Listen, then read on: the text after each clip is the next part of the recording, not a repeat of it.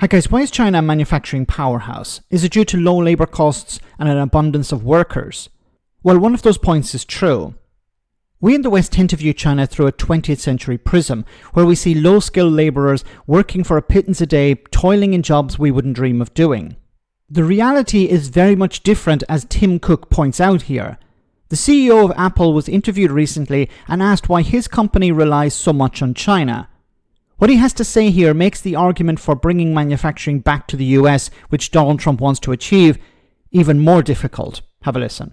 There's a confusion about China, and let me at least give you my opinion. The popular conception is that companies come to China because of low labor cost. I'm not sure what part of China they go to, but the truth is China stopped being the low labor cost country many years ago. The reason is because of the skill, the quantity of skill in one location, and the type of skill it is.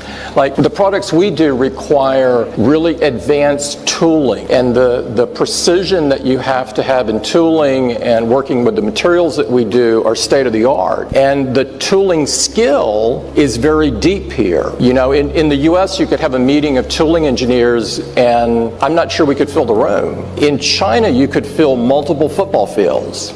It's that vocational expertise is very deep, very, very deep here. And he's completely correct. And he should know, because he has a major manufacturing plant in China. Once again, we need to move away from this vision that we've inherited from the 20th century. This idea that it's all low skill labor, low labor costs. It's about skills.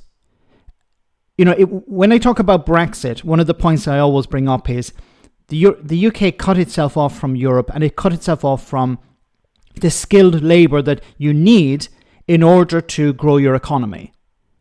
And Donald Trump, on the other side of the pond, believes he can bring manufacturing back to the US. But one of the points about manufacturing is you need skilled labor. In China, you can set up a business pretty quickly because you have access to skilled labor. It's not about labor costs, it's about skilled labor. We've moved away from a point of just running costs down as low as possible. Cost is also an issue, of course it is. But if you can't access the skilled labor, then you're not going to be able to grow your business. So when Donald Trump is talking about bringing manufacturing back, where is the skilled labor? See, in China, they have invested greatly in education. A fundamental aspect of society, health, education, and a social safety net. In China, they have invested for decades in education. So they ended up with a highly skilled labor force. And if you want to start a business, you need skilled labor, you have access to an abundance, as Tim Cook has pointed out. Donald Trump, on the other hand, and the Republican Party want to cut education. They want to de-invest in what's necessary in society. So on the one hand, they want to bring manufacturing back, but they don't want to invest in the skill base. They don't want to invest in education. But they want the manufacturing to return anyway. And using tariffs as a sort of brute force way of achieving this, it's not going to work. Who's going to invest in a country that is closing its borders when it comes to immigration, so you can't access the workers from outside, and cutting support for education, which is necessary if you want a highly skilled labor force?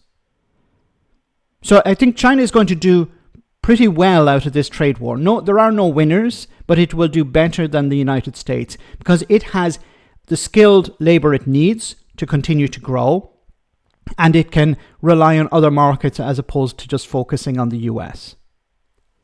Let me know in the comment section, guys, what you think. As always, your comments are greatly appreciated. Thanks a lot.